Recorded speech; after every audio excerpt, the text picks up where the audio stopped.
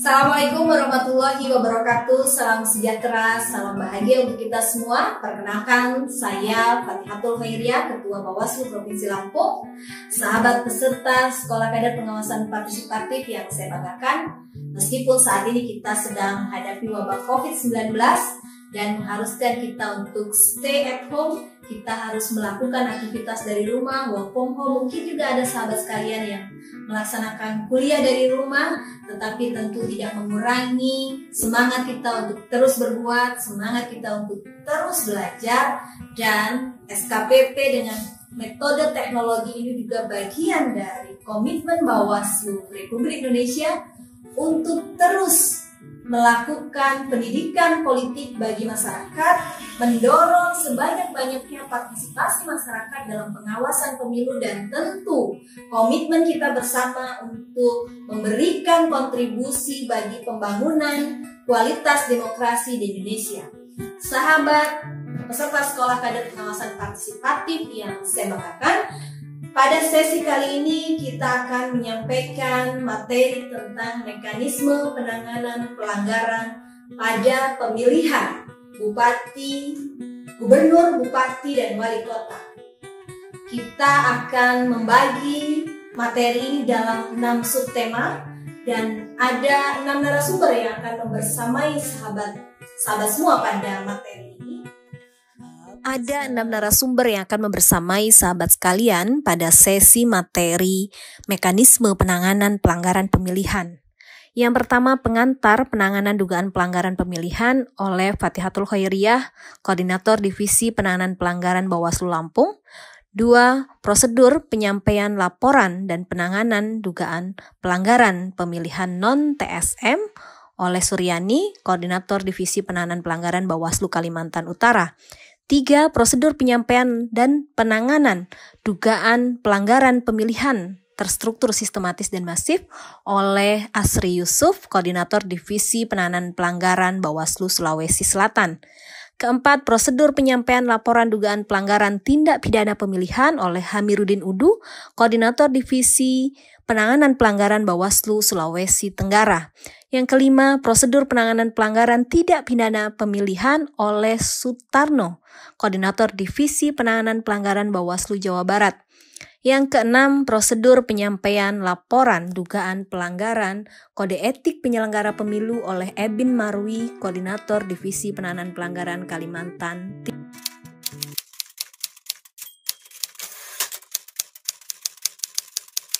Sahabat sekalian yang saya banggakan, kita masuk pada sesi materi yang pertama, yaitu tentang pengantar penanganan pelanggaran. Akan ada beberapa poin yang saya sampaikan pada sesi ini. Yang pertama, tentang dasar hukum penanganan pelanggaran yang dilakukan oleh Bawaslu.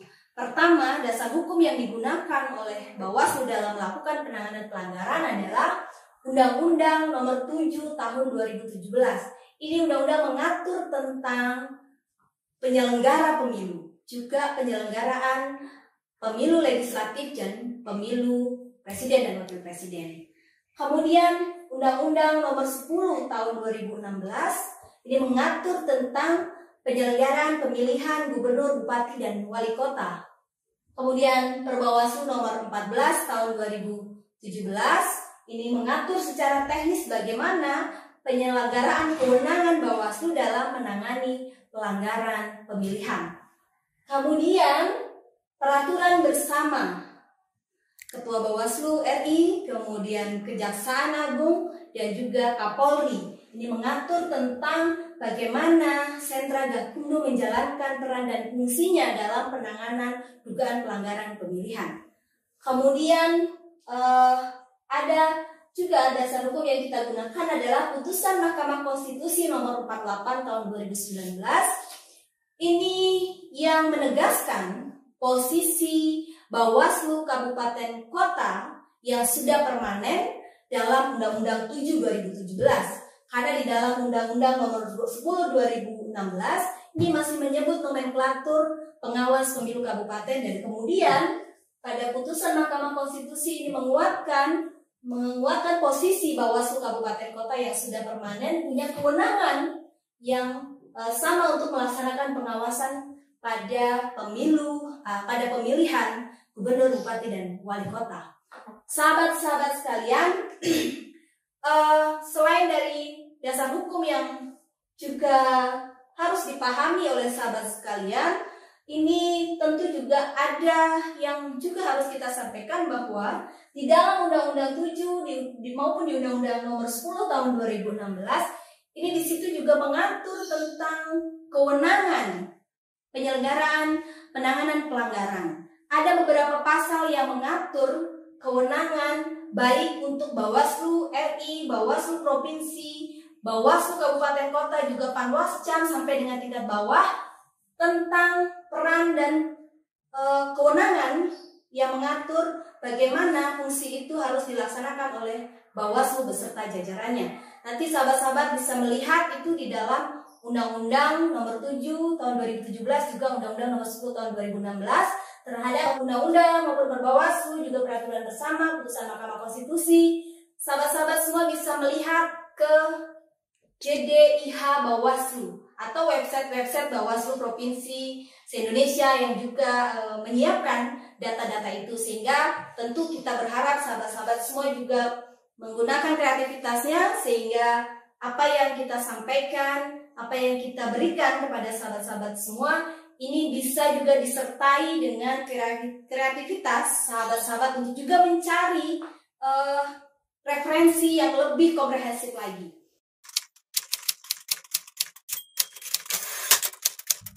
Penanganan pelanggaran adalah serangkaian proses penanganan pelanggaran yang dilakukan oleh pengawas pemilu meliputi penerimaan laporan, pengumpulan alat bukti, klarifikasi, pengkajian, dan atau pemberian rekomendasi, serta penerusan hasil kajian atas laporan kepada instansi yang berwenang untuk ditindaklanjuti.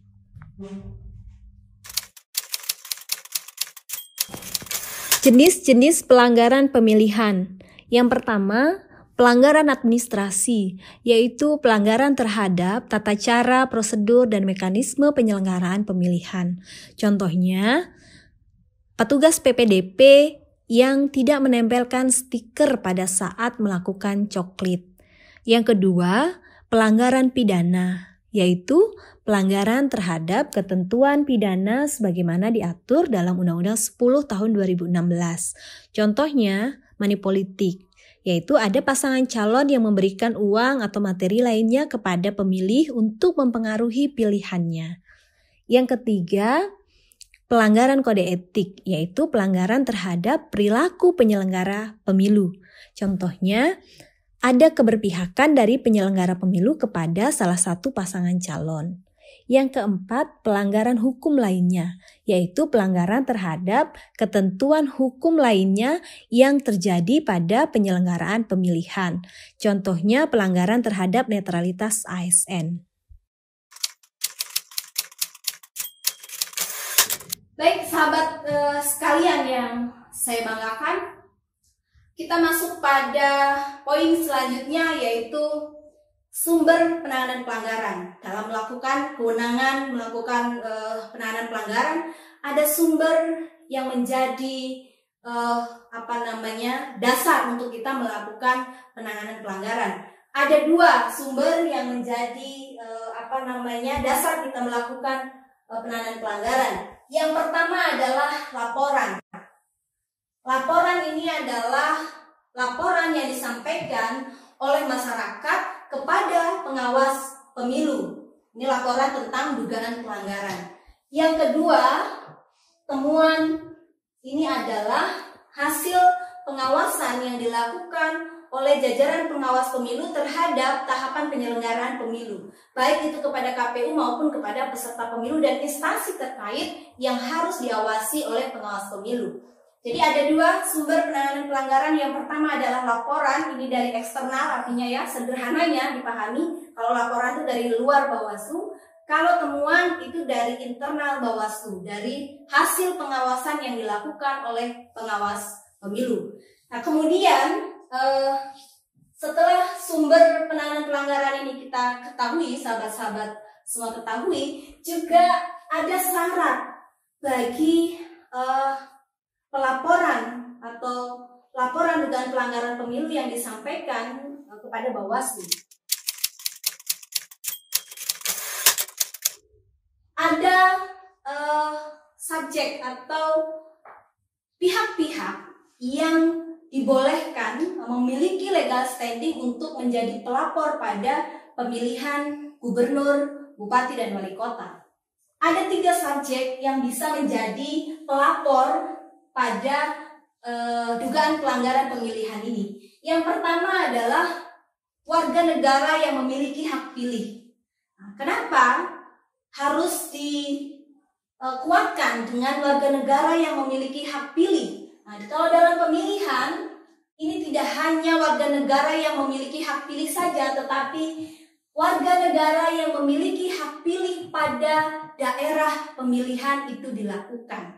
Kenapa? Karena pemilihan berbeda dengan pemilu. Kalau pemilu, daerah pemilihannya itu meliputi seluruh wilayah Republik Indonesia. Tapi kalau untuk pemilihan, ini tidak seluruh wilayah di Republik Indonesia melaksanakan, sehingga ini dibatasi. Tidak bisa misalnya saya, orang Lampung, itu menjadi pelapor dugaan pelanggaran yang ada di Kota Jakarta misalnya. Jadi dibatasi. Kalau dia pemilihan di tingkat kabupaten, maka warga negara Indonesia yang punya KTP di kabupaten tersebutlah yang bisa menjadi pelapor dugaan pelanggaran pemilihan. Kemudian yang kedua adalah pemantau pemilihan. Pemantau pemilihan ini juga harus terakreditasi oleh KPU. Tidak bisa pemantau yang tidak memiliki akreditas kemudian diterima laporannya oleh Bawaslu.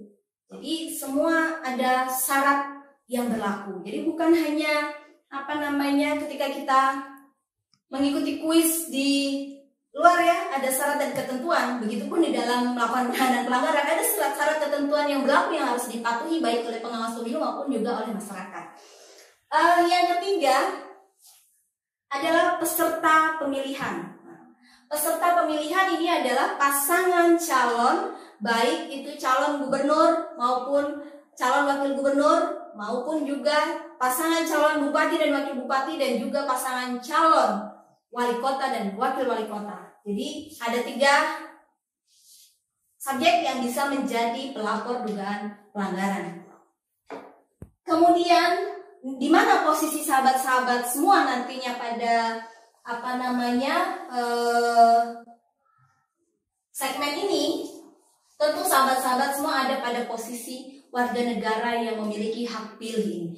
Jadi pastikan salah satu bukti nyata keseriusan sahabat-sahabat untuk peduli terhadap pemilu itu memastikan apakah kita ini terdaftar sebagai pemilih atau tidak. Jadi itu hal yang sederhana yang kadang sering dilupakan. Jadi nanti sahabat-sahabat semua harus ngecek apakah terdaftar sebagai pemilih atau tidak. Kalau tidak, segera lapor ke KPU terdekat.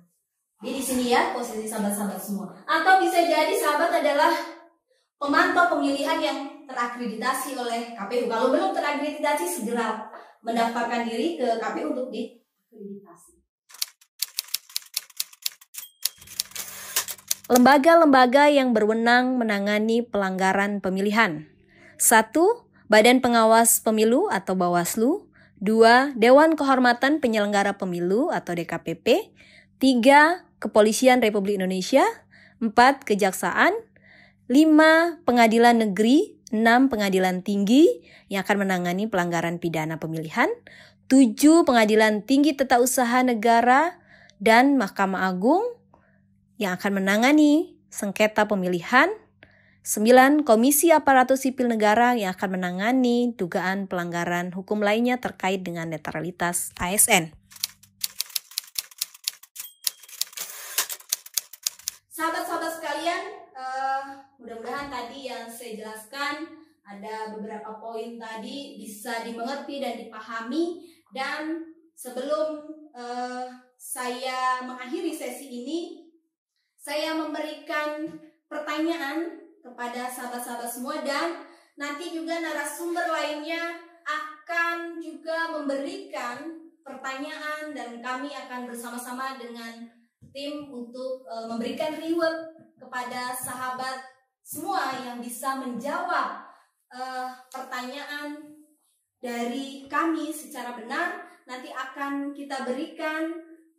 Kalau kebetulan saya menulis buku kemarin pada pelaksanaan Pilgub 2018. Ini buku tentang penegakan hukum pada pemilihan gubernur, bupati, gubernur dan wakil gubernur di Provinsi Lampung. Ini studi kasus pada Pilgub 2018 yang lalu.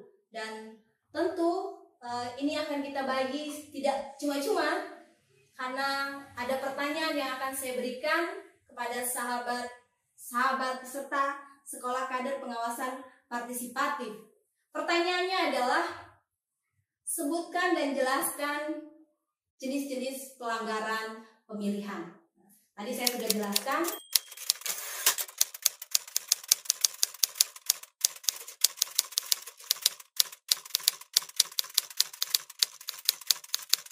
Terima kasih, dan nanti akan dilanjutkan oleh 5 narasumber yang lainnya.